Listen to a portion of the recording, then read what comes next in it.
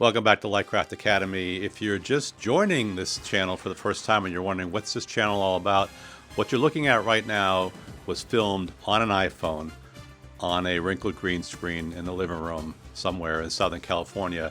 This is virtual production, iPhone style, using the app Jetset, Lightcraft Jetset, and I'm devoting this episode to a brand new feature that I teased in my last video. It's called in-phone rendering, IPR. What this means now is that we can record a scene like this, and you can just use what's being recorded in the camera and airdrop that and put that on the air, or use it in your film, or you can download the green screen take and the background plate. In my case, this motion video that was designed using Midjourney and then handcrafted in Photoshop, with all of the motion baked in. I'm purposely rocking back and forth so that the camera will follow me. With all the motion being baked in, the idea then is you can go into your editing app of choice. You drop the green screen layer over the baked in backdrop, and that opens up a whole new set of possibilities. So I'm going to ask the director or the robotic camera person to cut in to a little closer. And now it's a closer shot, and you'll notice that the background has blurred. We use the term bokeh in the biz. It now has a bit of a soft focus, which is kind of a cool effect. We use the term in broadcasting network. If something looks network, it implies that it probably has the budget of a network broadcast versus a local broadcast. I think this looks very network. That out of focus look kind of mimics like a prime lens or a high-end lens. Let's cut back out to the wider shot. And here we go, and you can see now that background is more in focus. You can also simulate an editing rather than a straight cut. Let's do a slow zoom on 3, 2, 1, begin to zoom. And now we're zoomed in on a tighter shot, and you'll notice that the background slowly focused. And I just did a hand signal, which my camera or my gimbal interpreted as stop walking around. May as well show off this gimbal. Let's put it back into follow mode, and now we're back following.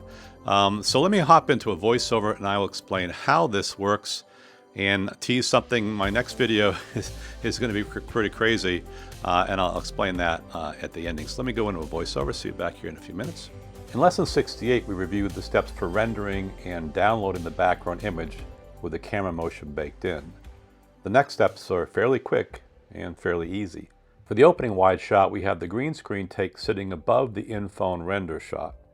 We key out the green, and since the two clips are lined up, the motion will match perfectly. For the straight cut medium close shot, we simply scale both video clips up to 129%.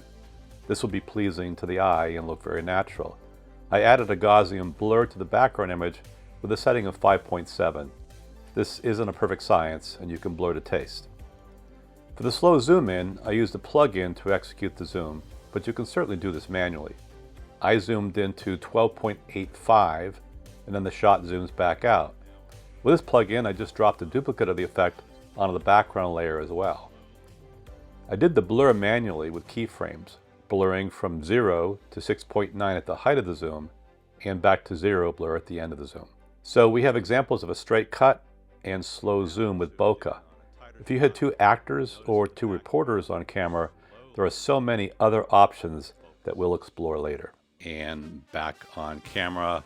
So I think this new IPR feature is very extraordinary. Now, what I'm teasing for my next video, probably later this week, is imagine the director, you film a scene, you're working on a film, and the director goes, oh, you know, we forgot to put something onto the set. We were paid to put a Coke can or, you know, some kind of a product placement. We got to shoot the whole thing over again. Well, in actual fact, you don't have to shoot the whole scene over again, because it's quite possible to replace your original background plate with all the motion baked in with a new plate, with a new background, with a new picture, with a new 360. And that's pretty magical as well. So super exciting. As always, I'm going to come in nice and close. I'm checking my monitor. Please, please, please, please, please subscribe if you haven't already. We'll see you back here in a few days. Take care.